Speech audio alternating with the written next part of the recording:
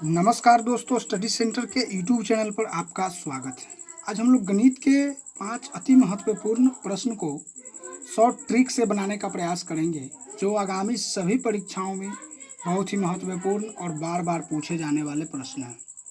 तो चलिए दोस्तों, पहले प्रश्न की ओर चलते हैं। आज का हमारा पहला प्रश्न है, एक वस्तु को 5% की हानि पर 1235 रुपये में बेचा गया, 10% के लाभ पर वस्तु का विक्रय मूल्य ज्ञात कीजिए। तो बहुत ही सिंपल प्रश्न है दोस्तों। इस प्रश्न को बनाने के लिए ज़्यादा कुछ करने की ज़रूरत नहीं है।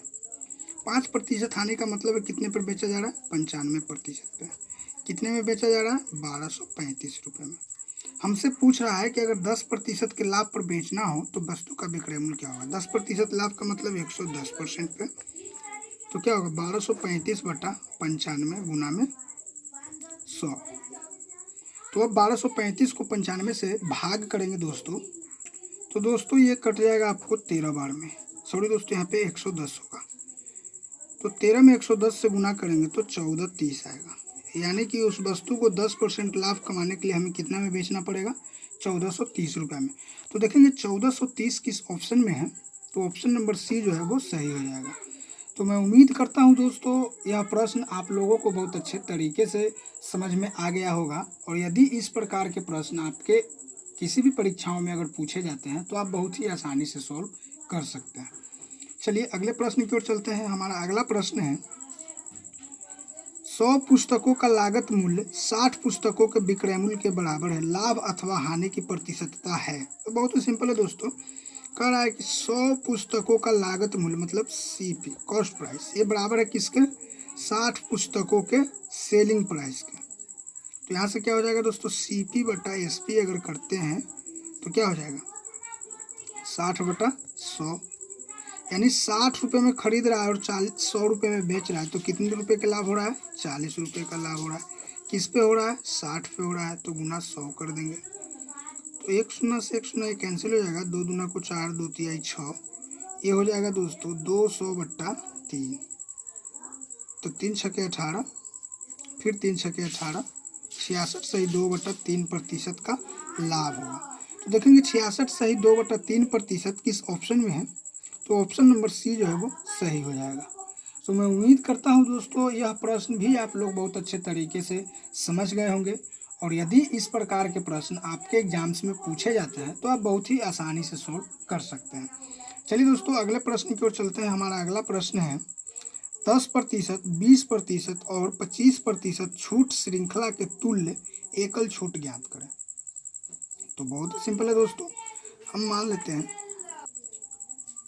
वस्तु का क्रय मूल्य 100 रुपया है, तो छूट कह रहा है 10% मतलब 90 पर मिल रहा है, 20% मतलब 80 पे मिल रहा है, 25 मतलब 75 पे मिल रहा है।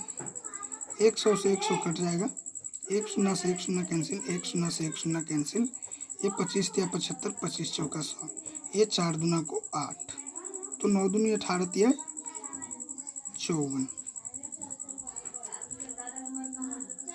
तो सॉरी दोस्तों, 54% किसी भी ऑप्शन में नहीं है, लेकिन यहाँ 55% है, तो ये 54% ही होगा। तो देखेंगे 54% किस ऑप्शन में है, तो ऑप्शन नंबर ए जो है वो सही हो जाएगा। तो मैं उम्मीद करता हूँ दोस्तों, यह प्रश्न भी आप लोग बहुत अच्छे तरीके से समझ गए होंगे। और यदि इस प्रकार के प्रश्न आपके एग्जाम्स में पूछे जाते हैं तो आप बहुत ही आसानी से सॉल्व कर सकते हैं। चलिए दोस्तों, अगले प्रश्न की ओर चलते हैं। हमारा अगला प्रश्न है, दोस्तों, ₹975 अंकित मूल्य वाली एक पुस्तक को ₹897 में बेचा जाता है, छूट प्रतिशत। बहुत ही सिंपल है दोस्तों। 975 रुपया अंकित है और उसको बेचा कितने में जा रहा है? बेचा जा रहा है दोस्तों 897 रुपया में। तो कितने रुपए की छूट है दोस्तों? 75 और 3 78 रुपये की। किस पे छूट है? 975 पे। प्रतिशत में पूछ रहा है, इसलिए 100 से गुना कर देंगे। ये आपको 12.5 में कट जाएगा और इसको आप भाग दीजिएगा 100/12.5, तो ये हो जाएगा 1000/125 और ये कटेगा आपको 8 बार, यानी 8% का छूट है। तो देखेंगे 8% किस ऑप्शन में है, तो ऑप्शन नंबर बी जो है वो सही हो जाएगा। तो मैं उम्मीद करता हूँ दोस्तों, यह प्रश्न भी आप लोग बहुत अच्छे तरीके से समझ गए होंगे। और यदि इस प्रकार के प्रश्न आपके एग्जाम्स में पूछे जाते हैं तो आप बहुत ही आसानी से सॉल्व कर सकते हैं। चलिए दोस्तों, आज का आखिरी प्रश्न और काफ़ी महत्वपूर्ण प्रश्न है।